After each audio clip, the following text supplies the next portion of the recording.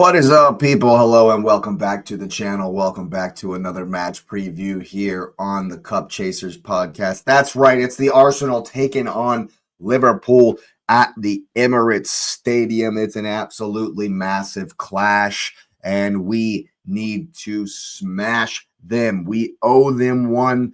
I can still remember the 5-1 home and away from not too long ago.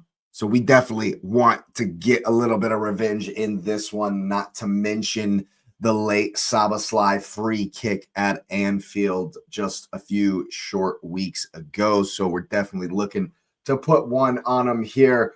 But of course, before all that, let's hit the likes up, smash that subscribe button if you are new. Of course, thanks for being here. Hype it up if you got any of those left this month. And of course, I want to know what you're thinking in the comments section below. Is Arne Slot's job in danger? Should they take an absolute mauling here? There's injury news. Cody Gakpo is probably going to start up front. Let me know in the comments who's going to win it, Arsenal or Liverpool. But of course, we have a little bit of injury news. Hugo Ekitike, according to Arne Slot, he has done his press conference. I do not think that Arteta has done the press conference, but Arne Slot says Hugo Ekitike is a big doubt for the Liverpool game and that he has not trained since before the Fulham game.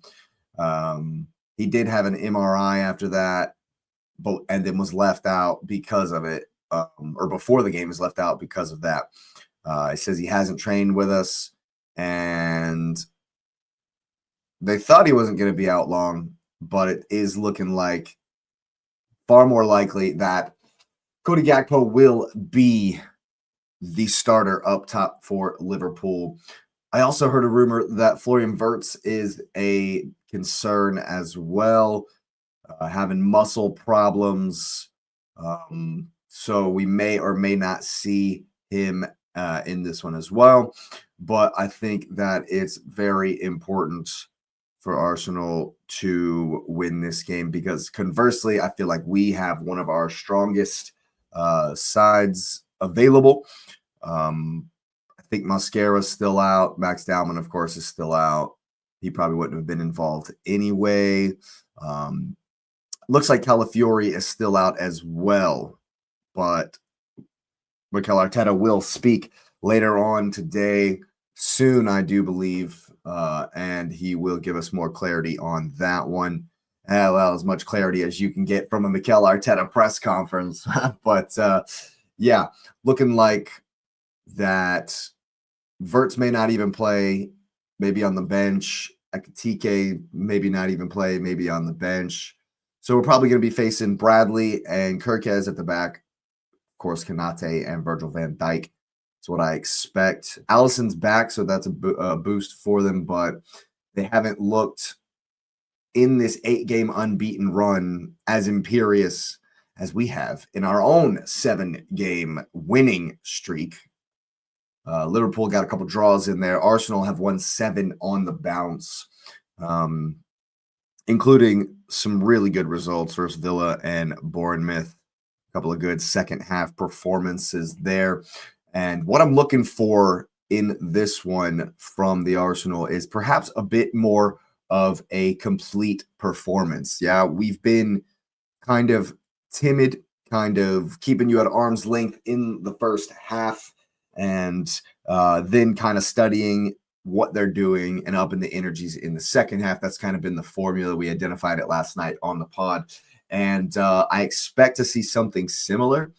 But what I want to see is us take it to them in the first half. I think Victor Gyökeres is going to be very, very important in this game. I expect it to be Szoboszlai, Curtis Jones, and maybe McAllister or Gravenberch. Most likely Gravenberch in the middle of the field there. So Gyökeres is going to have to be important battling for the first ball, and then we'll need Declan Rice to sweep up, definitely winning those second balls. But one thing I have identified, if you look at some of Konate's last few games, and some of his games this season, we can get at him. Victor Gyökeres can absolutely get at Konate, get him on the ball and running at Konate in the channels, or perhaps Konate chasing Victor Gyökeres into the channel, then he'll be able to hold it up, do some good work from there. And I think that battle is going to be very, very important. Victor's going to want to probably stay away from Virgil van Dijk and move and be more battling more with Konate and trying to expose his weaknesses as opposed to going directly at Virgil van Dijk the whole time. However, we do play through the right-hand side a lot. Saka's going to have a really big game. He normally does against Liverpool, and so I think that it's he's definitely going to step up. I think when Saka and Gyökeres get this, just find that mental connection, and I think they're getting there. I definitely think they're getting there. When they find the kind of intuitive, just kind of doesn't even have to look. Saka knows Victor's going to be there, or Victor knows Saka's putting the ball in that particular spot.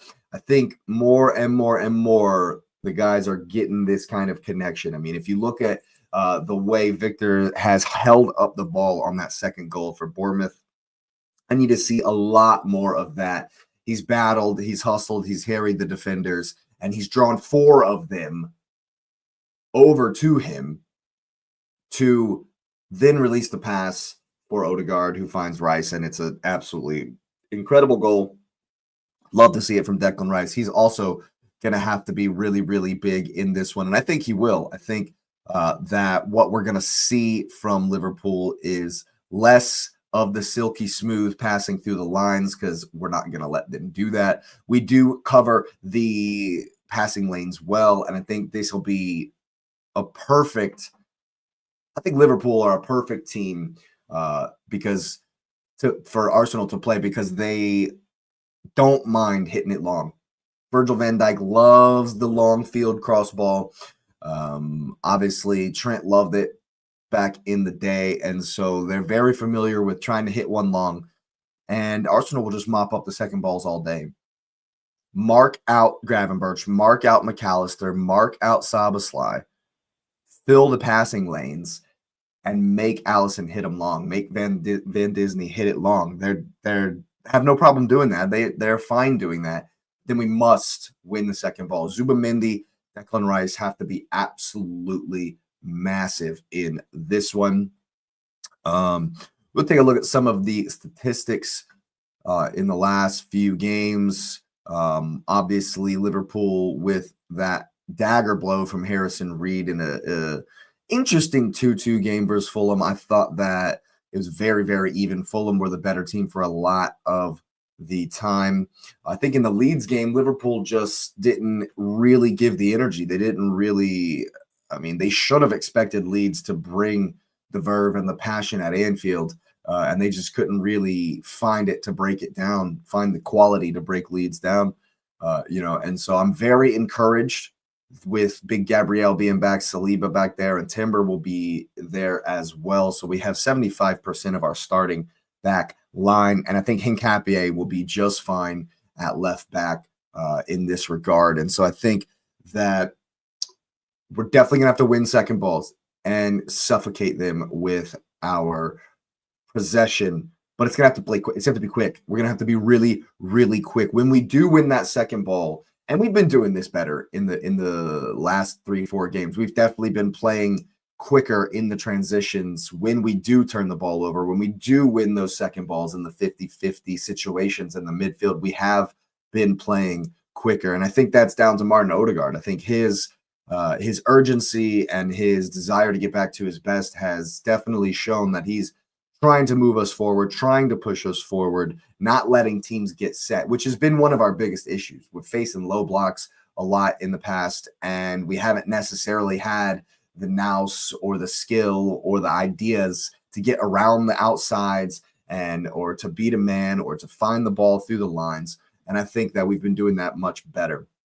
So Martin Odegaard's going to be very, very important in this regard, looking for those passes through the lines. But when we do, we have to be very, very quick, because we know the deeper that Liverpool's formation comes back, the less space there's going to be in the middle.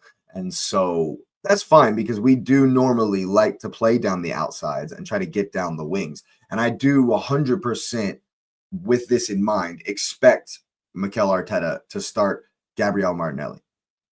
He loves playing Martinelli against Liverpool. And in the past, it's been because we know Trent likes to maraud forward and there'll be space in behind in the left channel behind the right back. And that's exactly where we want to attack in this game. I want Victor attacking Konate in that channel.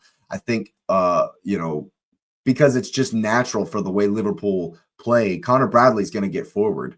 Maybe not as dynamic and, far forward as Trent did. I think Connor Bradley is a bit more defensively minded. He has a bit more of that discipline to get up and back when he does maraud forward. So there may not be as much space as in recent games with Trent there, but there will be space in behind. And that's why I definitely think Arteta is going to play Martinelli.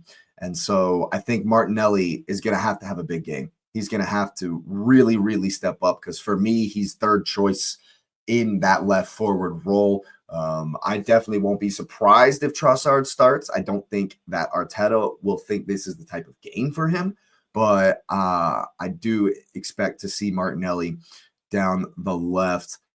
I need him to take on his man. I need him to beat Bradley. I need him to drive the post. That's our bread and butter. That's what Saka does on the other side.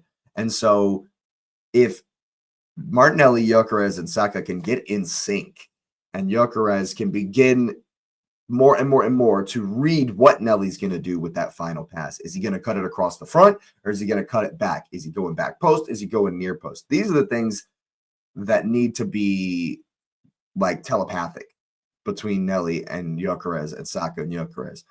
And once these things start getting a little bit sharper, the league's in trouble because Gyökeres is going to start banging them in. He's got the skill. Like, you can't bang in 100 goals in any league and then just come and not score at all, and not be scoring anything at all. So when he starts banging in the goals, and I think it's coming. I think it's coming in this one. Like now, honestly, I feel Gyökeres is due for a breakout game, for just a hell of a performance, and I think it's coming in this one for sure. And so what I want to see, going back to the, we're kind of less aggressive in the first half, been that. I want 2-0 at halftime. I want 2-0. I want 4-0 at the end of the game. Just complete dominance, complete control. I think that last year at the Emirates, there was a confidence issue, especially after Gabriel went down and we had to play Kivior in the center. There was a confidence issue. We stopped doing what we do best, and we just kind of tried to ride out the game, and we ended up conceding the equalizer in the end for the 2-2. Devastating that. That really hurt my feelings. And so I expect us to put a complete game together. And what that means to me is playing well, scoring goals in the first half, and not conceding. So 1-0 at halftime, and I think we will have achieved this.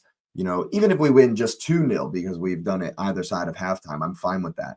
But I want us to have a lead at halftime.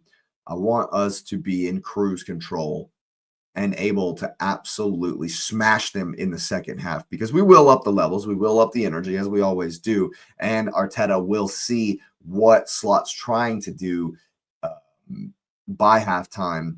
And I think that first 15-minute period, because if I'm not mistaken, we've scored over 25% of our goals total this season from the 45th minute to the 60th minute. And so I do expect that once we come out of the blocks again in that second half, it should be similar in this one. Now, as far as one big question we have is Eze gonna play in this game? Will we even see him? And I think that if we do, as I say, and are in control at halftime, and even still up the levels after that, I definitely think there's potential to see Eze in this game, for sure. Now, Martinelli had a horrendous first half against Bournemouth and got hooked. And if we see that, we might see Eze on the left. But the thing is, I'm starting to get the feeling after 4 games out that Mikel Arteta doesn't want to play Eze on the left-hand side.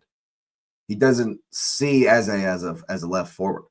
And he wants to play him in the center. But as long as Martin Odegaard is playing like he is and is playing as well as he is, there's really no reason to play Eze in the middle. And so once again, we may not see him, especially if we're smashing him up, because we got Portsmouth after this at the weekend in the FA Cup. I do expect Eze to play there.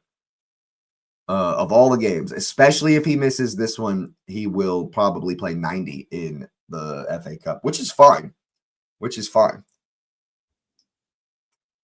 But you start to wonder where Eze's head is. I think Arteta has shown he's a good man manager as far as the attitudes and keeping people, together and, getting people to run through brick walls for him. I think he's absolutely got that in bunches. Obviously, I have my my reservations, doubts about his abilities in other areas, especially as far as injuries concerned. But I think Arteta's definitely got the guys together and playing for them. Something that I think he's been good at the whole time there. It's probably the first thing he was good at Arsenal. And so I'm not necessarily worried about Eze not getting playing time as far as where his head is and his mentality is. I think Arteta's got that under locks, so I'm not too worried about that. But I do want to, once again, we should, with the way Liverpool are playing, with the way they are kind of getting through games and not necessarily dominating, I think we should destroy them.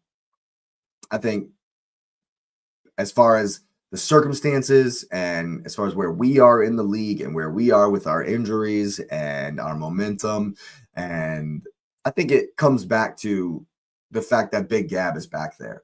It's just a confidence thing. You can see it. Like it's just the team is so much more confident going forward, doing the things that they know they need to do when we have Gabriel back there. We're willing to take more risks. We're willing to play through the lines more. We're willing to play quicker. I think Declan Rice loves having Gabriel and Saliba behind him. I think Zubamendi and Rice, knowing that Gabriel and Saliba are behind them, is a massive part of our success in this season so far. And I think that it's definitely time we put one on Liverpool. It's a perfect opportunity. And I know I've had this thing about we don't necessarily smash teams, but I think we're getting into this vein. We're getting into this groove where what Arteta is wanting and what we're seeing is slowly but surely coming to that space where we can smash teams and we will smash teams. And once again, we owe them this. We owe them one from all the times we used to go to Anfield and get absolutely dog walked. Absolutely dog walked. And I'm over that. I'm really over that. No, Arteta has not beaten Slot yet in the league, but this is a perfect opportunity for the first time. It's the first time for everything. And I think we're going to do it. I think we absolutely are going to do it. Should be a nice 3-4-0. I don't expect to concede. It's going to have to be some kind of madness like Gabriel did versus Bournemouth for us to concede, or some kind of wonder goal like Krupi did, like Szoboszlai did for us to concede in this one. So I'm very confident going into this one. I want a 5-0. I'm hoping for at least 2-0, something comfortable, that we show our utter dominance, because I think we're like 15 points ahead of them right now. If we win this game on Thursday, we will then we're 14 points ahead of them right now. Should we win, we'll be 17 clear, and they are in 4th place. It would take, so if we beat Liverpool and Man U and Chelsea won, they would both leap Liverpool. Liverpool go down to 6th place. So that'd be yeah, that pretty much they're gone. I mean, I know they're gone already, but that would definitely put them out of any title hopes, any title conversation. And I mean, we're flying right now. We're having such a good season. And I expect more. I expect us to play well. The mentality's definitely been there. If you look at how we conceded and Bournemouth made it tough. Gabrielle, no problem. Snaps right back. So the mentality's there, and it's good to see. And long may it continue because we're going to need it in this run in. Got a crazy busy month with some important games in there. Obviously, the Carabao Cup semifinal. We got a game versus Manchester United in a couple of weeks' time. So fixtures coming thick and fast, of course. We'll go ahead and hit the likes up on this preview. That has been the show. Thanks for being here. Subscribe to the channel if you are new. I'm super pumped about this one. I'm definitely looking forward to it tomorrow. But of course, we're looking forward to the Man City Brighton game today as well. There will be a watch along here on the channel, so get that notification bell on. You know when we go live. Thanks for being here, people, and you will see me next time.